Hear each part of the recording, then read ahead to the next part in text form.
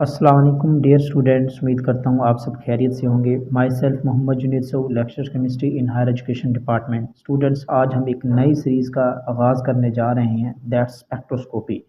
Spectroscopy is one of the most important and hard chapter in case of any exams. आप किसी भी exam के लिए test की तैयारी कर रहे हैं या इंटरव्यू के लिए अपेयर हो रहे हैं तो इस स्पेक्ट्रोस्कोपी पे आपको कमांड होनी चाहिए। तो अल्हम्दुलिल्लाह हम एक ऐसी सीरीज़ का आगाज़ कर रहे हैं जो वन बाय वन हम एक एक टॉपिक को अच्छा सा क्लियर करें। ऑल दी टेक्निक्स हम डिस्कस करेंगे like UV visible, IR spectroscopy, NMR, mass spectrometry. बहुत ही इंपॉर्टेंट और इंटरेस्टिंग टेक्निक है। तो इससे पहले अगर आप लोगों ने हमारे चैनल को सब्सक्राइब नहीं किया तो सब्सक्राइब कर लीजिए और बेल आइकन पे प्रेस करना मत भूलिए। तो स्टार्ट करते हैं आज की इम्पोर्टेंट सीरीज़ का बेसिक लेक्चर, इंट्रोडक्टरी लेक्चर हम स्टार्ट करने जा रहे हैं। आज हम बात करेंगे कि स्पेक्ट्रोस्कोपी की बेसिक्स क्या हैं, व्हाट इज़ स्पेक्ट्रोस्कोपी, इसकी सिग्निफिकेंस क्या है, and what type of information we get from the spectroscopic techniques. Let's start with the introduction. What is meant by spectroscopy? Spectroscopy, basically these are the interactions of electromagnetic radiation with the matter. कोई भी आपके पास matter है, कोई भी analyte है, कोई भी sample है, अगर आपने उसको एनालाइज करना है, अगर आपने उसको आइडेंटिफाई करना है, आपने उसको क्वांटिफाई करना है, तो then spectroscopic techniques these are the best techniques for the quantification of analyte. Okay, तो interaction of electromagnetic radiation with the matter is known as spectroscopy. अगर हम इसकी स्कोप की बात करें या इंपॉर्टेंस की बात करें तो कोई भी ऐसा फील्ड नहीं है जहां स्पेक्ट्रोस्कोपिक टेक्निक्स की जो है ना वो यूज़ ना हो, एप्लीकेशन ना हो। तो हर कंपाउंड को आइडेंटिफाई करने के लिए, चाहे वो फिज़िकल केमिस्ट बैठा हो, एनालिटिकल केमिस्ट हो या आपका ऑर्गेनिक केमिस्ट हो, वो रिसर्च में जाके जहाँ भी काम कर रहा होगा तो उसका स्पेक्ट्रोस्कोपिक टेक्निक्स के अलावा उसकी करेक्टराइजेशन नहीं हो रही होती। तो this is the very very important. तो इसको समझना बहुत ही इंपॉर्टेंट है और ये इतनी ज़्यादा कम्प्लेक्स टेक्निक भी नहीं है बल्कि सिंपल टेक्निक्स हैं। तो आज हम इसको अच्छे तरीके से इंशाल्लाह डिस्कस करेंगे।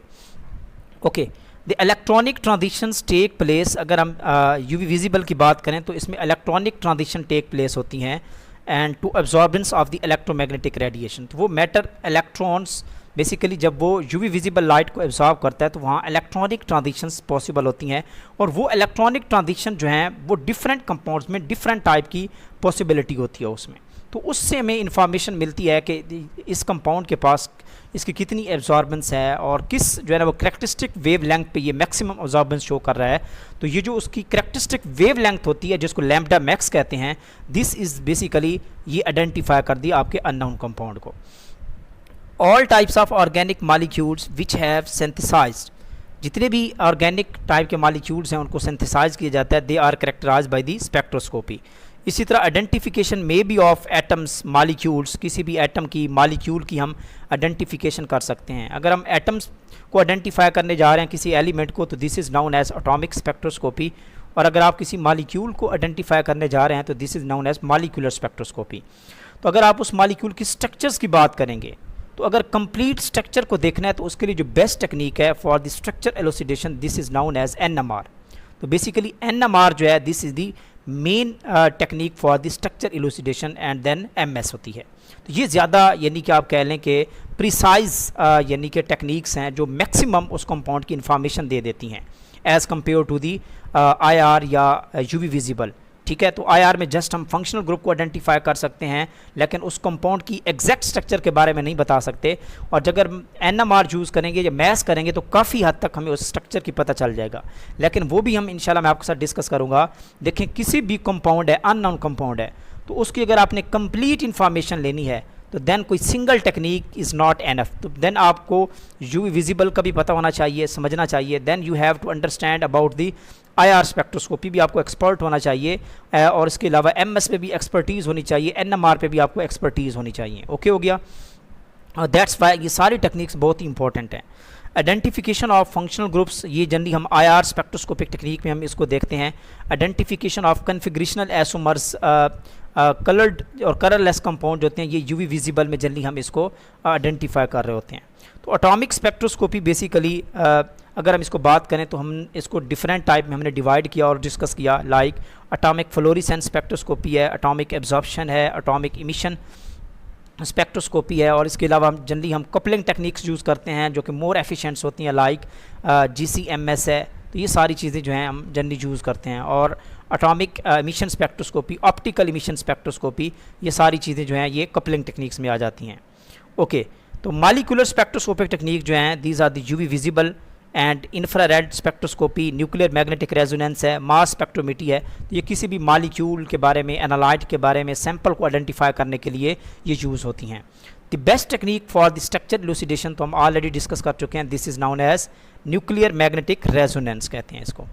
ओके, अगर आपने कलर्ड कंपाउंड्स है और उनमें से आपने चेक करना है, आइडेंटिफाई करना है, उनको क्वांटिफाई करना है, तो देन आप विजिबल स्पेक्ट्रोस्कोपी यूज़ करते हैं, उसका विजिबल लाइट पार्ट यूज़ करते हैं एज अ सोर्स। और उसके बाद जो अगर आपने कलरलेस कंपाउंड्स हैं उनको आपने आइडेंटिफाई करना है, क्वांटिफाई करना है, तो देन आपको अल्ट्रावायलेट सोर्स जो है वो यूज़ करना पड़ेगा।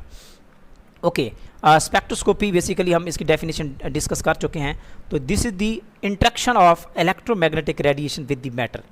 तो बेसिकली वो जो इलेक्ट्रोमैग्नेटिक रेडिएशन है वो जब मैटर के साथ इंटरेक्ट करती है तो उसके बाद जो है हमें क्वांटिफिकेशन होती है और हमें इंफॉर्मेशन मिलती है। तो वो जो इलेक्ट्रोमैग्नेटिक रेडिएशन है वो क्या है, कुछ बेसिक थ्योरी जो स्पेक्ट्रोस्कोपी की है वो अभी हम डिस्कस कर रहे हैं। Radiation with the oscillate with the matter, तो मैटर के साथ वो ऑसिलेट करती हैं due to the electric and magnetic charges. तो इलेक्ट्रिक एंड मैग्नेटिक प्रॉपर्टीज़ होने की वजह से वो मैटर के साथ ऑसिलेट करती हैं, एंड देन मैटर जो होता है वो क्या करता है, वो डिफरेंट ट्रांजिशन शो करता है, लाइक इलेक्ट्रॉनिक ट्रांजिशन भी उसमें हो रही होती हैं, और फिर इलेक्ट्रॉनिक लेवल के बीच में आपके फर्दर जो मॉलिक्यूलर लेवल होते हैं जिनको वाइब्रेशनल लेवल कहते हैं, तो और फिर फर्दर वाइब्रेशंस के अंदर फर्दर रोटेशनल लेवल होते हैं। तो यानी कि electronic transition, molecular transition, vibrational transition, rotational transition, तो these all the types of transition are possible, जिससे हमें डिफरेंट टाइप्स की आइडेंटिफिकेशंस मिलती हैं। अगर तो इलेक्ट्रॉनिक ट्रांजिशन हो रही है तो हमें पता चल जाता है कि हमारा जो अननोन कंपाउंड है वो मैक्सिमम एब्जॉर्बेंस किस वेवलेंथ के ऊपर एब्जॉर्ब करने जा रहा है, तो उससे हम उस कंपाउंड को क्या करते हैं, आइडेंटिफाई कर लेते हैं, जिसको हम कहते हैं maximum molar absorptivity. This is the critical constant which identify our unknown compound. Okay, इस तरह अगर उसमें वाइब्रेशनल ट्रांजिशन हो रही हैं तो बेसिकली वो बॉन्ड्स की वाइब्रेशंस होती हैं, ठीक है। तो वो बॉन्ड्स वाइब्रेट करते हैं, दो बॉन्ड्स होते हैं जो एटम्स बॉन्ड्स के थ्रू जुड़े होते हैं, तो जब उन बॉन्ड की वाइब्रेशन होती है तो बेसिकली हम वहाँ उस कंपाउंड में मौजूद जो डिफरेंट बॉन्ड्स होते हैं, डिफरेंट फंक्शनल ग्रुप होते हैं, उनको हम क्या कर लेते हैं, आइडेंटिफाई कर लेते हैं। ओके, तो ये एक कुछ इंपॉर्टेंट चीज़ें हैं जो हम डिस्कस करेंगे। ओके, सबसे पहले हम बात कर लेते हैं दे और यूजली, ये जो इलेक्ट्रोमैग्नेटिक रेडिएशंस होती हैं दे और यूजली परपेंडिकुलर एंड कोप्लेनर होती हैं, ठीक है। अगर हम इसमें बात करें कुछ इंपॉर्टेंट टर्म्स हैं लाइक फ्रीक्वेंसी, तो number of waves passes through one point in 1 second, एक सेकंड में एक पॉइंट से जितनी number of waves pass out होती हैं तो उसको हम कहते हैं फ्रीक्वेंसी कहते हैं, और इसको एफ से रिप्रेजेंट किया जाता है, और इसका यूनिट हर्ट्स होता है, साइक्लिक पर सेकंड होता है। तो ये इसकी बेसिक चीज़ें हैं, तो इसमें मैं ज़्यादा टाइम नहीं लगाना चाहता। वेव नंबर क्या होता है, basically wave number is the wave passing in 1 centimetre distance in 1 second, एक सेकंड में जो 1 सेंटीमीटर डिस्टेंस में से वेव पास होती है तो उसको हम क्या कहते हैं, वेव नंबर कहते हैं। And this is the approximately, this is the inverse of the wavelength, ठीक है, this is the inverse of the wavelength. तो ये वेव लेंथ का क्या होता है, इनवर्स होता है। इसी तरह एम्पलीट्यूड की बात करें, द मैक्सिमम डिस्टेंस या displacement of the wave is called amplitude. तो वो ट्रफ में भी हो सकता है, वो क्रस्ट में भी हो सकता है, तो this is the maximum distance. वो ट्रफ में, क्रस्ट में मौजूद हो तो this is also the amplitude, ठीक है, इसको एम्पलीट्यूड कहते हैं या ए नॉट से रिप्रेजेंट करते हैं, और अगर क्रस्ट में मौजूद है तो this is also the amplitude, तो मैक्सिमम डिस्टेंस है। ओके, वेव लेंथ क्या होती है, ठीक है, the distance between the two crest and trough, this is known as wavelength. तो उसको हम क्या कहते हैं, वेव लेंथ कहते हैं। एक क्रस्ट से लेकर दूसरे क्रस्ट तक, एक ट्रफ से लेकर दूसरे ट्रफ तक जो डिस्टेंस होता है this is known as wavelength, और इसको लैम्डा से रिप्रेजेंट किया जाता है। ओके, एनर्जी और कुछ उसके बीच में रिलेशन देख लेते हैं, क्योंकि ये वो चीज़ें हैं जो स्पेक्ट्रोस्कोपिक टेक्निक की बेसिक्स को अंडरस्टैंड करने के लिए ज़रूरी है, क्योंकि डिफरेंट स्पेक्ट्रोस्कोपिक टेक्निक्स में हम डिफरेंट इलेक्ट्रोमैग्नेटिक रेडिएशन चूज़ करते हैं, उनकी एनर्जी डिफरेंट होती है, उनकी वेव लेंथ डिफरेंट होती है, तो इसलिए इस रिलेशन को समझना दैट्स वेरी इंपॉर्टेंट। तो एनर्जी की बात करें तो this is the directly proportional to the frequency, और ये फ्रीक्वेंसी के डायरेक्टली होती है, वेव नंबर के डायरेक्टली प्रोपोर्शनल होती है। इसी तरह इसका रिलेशन डिराइव किया जाए तो energy is the inversely proportional to the wavelength, ठीक हो गया। और इसी तरह अगर हम एनर्जी का वेव नंबर के अकॉर्डिंग रिलेशन देखें तो दिस इज दी डायरेक्टली, और वेव नंबर का अगर वेव लेंथ के हवाले से देखें तो देन हम क्या करते हैं, ये इन्वर्स रिलेशन होता है।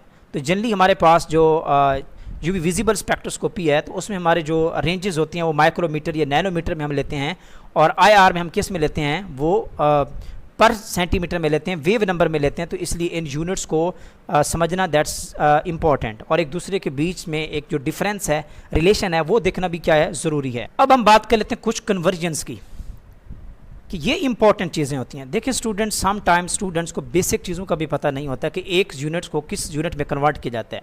देखें ये जो इलेक्ट्रोमैग्नेटिक रेडिएशंस हैं इनकी स्पेसिफिक वेव लेंथ है और स्पेसिफिक एनर्जी है, ठीक है। तो इनकी जो वेव लेंथ की यूनिट्स हैं, इनकी जो रेंजेस हैं, उनको हम सारे यूनिट्स में याद नहीं कर सकते, ठीक है।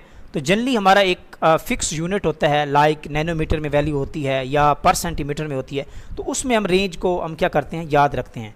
तो सम टाइम क्वेश्चन ऐसा आ जाता है कि उस वेव लेंथ में, उस यूनिट में जो है ना वो वैल्यू नहीं आती, सम टाइम किसी और यूनिट में वैल्यू आ जाती है। तो then it is very important कि आपको एक यूनिट से दूसरे यूनिट में कन्वर्ट करना आना चाहिए। तो दिस इज सिंपल। तो बेसिकली अगर हम यूनिट की बात करें तो डेसीमीटर, जिसकी पावर 10 रेज़ की पावर -1 होती है, ठीक है। डेसीमीटर 10 रेज़ की पावर -2 होती है, मिलीमीटर में 10 रेज़ की पावर -3 होती है, माइक्रो में 10 रेज़ की पावर -6 है, -9 है, और ये -12 है। इस तरह पेकोमीटर में, फेम्टोमीटर में 10 रेज़ की पावर -15 वैल्यू होती है, और एटोमीटर में ये होती है 10 रेज़ की पावर -18 मीटर होता है। तो ये आपने वैल्यू याद रखनी है। अब हम देखेंगे कि ये यूनिट्स किस तरह एक दूसरे में कन्वर्ट होते हैं। तो इसमें यहाँ एक इंपॉर्टेंट पॉइंट बताऊंगा, बाकी सारी कन्वर्जन्स की बहुत सारी मैंने एग्जांपल यहाँ दी हुई हैं प्रैक्टिस के लिए। स्टूडेंट्स को मैंने असाइनमेंट भी दी थी, तो आपने भी खुद इसको कन्वर्ट करना है और सीखना है, ठीक है। तो मैं आपको जस्ट एक ट्रिक बता देता हूँ कि इन यूनिट्स को किस तरह कन्वर्ट करना होता है। देखिए स्टूडेंट, आपने देखना होता है कि कौन सा यूनिट किस में कन्वर्ट होता है।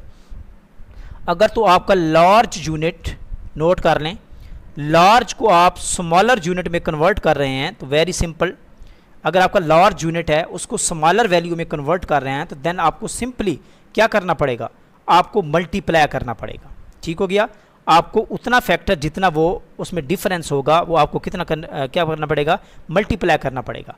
और अगर आपकी स्मॉलर वैल्यू है, ये स्मॉलर यूनिट है और उसको लार्जर में आपने कन्वर्ट करना है तो देन आप, क्योंकि आपको क्या करना पड़ेगा, आपको डिवाइड करना पड़ेगा। तो ये 2 पॉइंट हैं, अगर जिसने ये समझ लिए हैं तो ये कन्वर्जन उसके लिए ईजी हो जाएगी, ठीक हो गया। फॉर एग्जांपल ये आपके पास 10 फेम्टोमीटर है, आपने इसको माइक्रोमीटर में कन्वर्ट करना है, तो भाई फेम्टोमीटर जो है this is the smaller unit, जबकि जो माइक्रोमीटर है ये थोड़ा सा लार्जर यूनिट है। फेम्टो है 10 रेज़ की पावर -15, ठीक है, और माइक्रोमीटर कौन सा है, 10 रेज़ की पावर -6।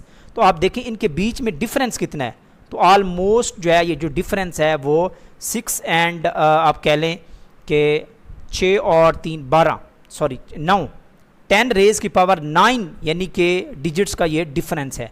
तो फिर आपने क्या करना होगा, स्मॉलर से लार्जर बना रहे हैं तो भाई लार्जर जब बनाएंगे तो आप इसको डिवाइड करेंगे, क्या करेंगे, डिवाइड करेंगे। तो सिंपल जब डिवाइड करेंगे तो आपकी फाइनल वैल्यू आ जाएगी, this is the very simple.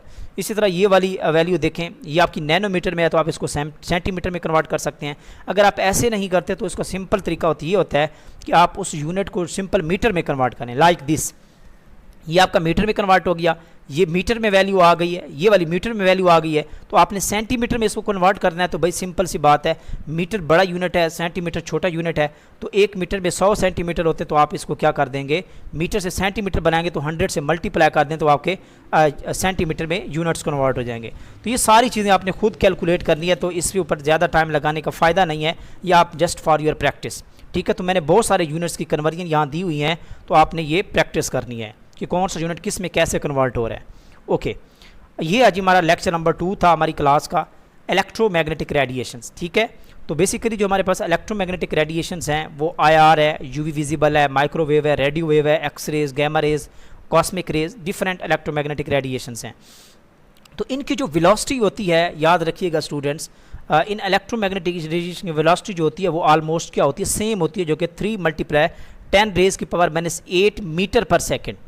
और इसी तरह अगर कोई क्वेश्चन सम टाइम आ जाता है सेंटीमीटर पर सेकंड में, तो वो होती है 3 × 10 रेज़ की पावर -10 सेंटीमीटर पर सेकंड। तो ये जो वैल्यूज़ होती है ये बिल्कुल कांस्टेंट होती है, सेम होती है for all the electromagnetic radiation. तो ये नोट कर लें, ठीक है, और एनर्जी और जो फ्रीक्वेंसी होती है और वेव लेंथ होती है वो क्या होती है, वो डिफरेंट होती है। तो इस तरह अगर हम इसको ऑर्डर दें लाइक दिस, तो कॉस्मिक रेज की जो एनर्जी है, एनर्जी के अकॉर्डिंग ये ऑर्डर दें लेफ्ट टू राइट, तो एनर्जी क्या हो रही है, डिक्रीज हो रही है। तो कॉस्मिक रेज की सबसे ज़्यादा होती है, देन गैमा रेज होती है, देन एक्स रेज होती है, देन यूवी विजिबल की होती है, देन आईआर, देन माइक्रोवेव, और सबसे कम जो एनर्जी होती है वो किसकी होती है, वो रेडियो वेव्स की होती है।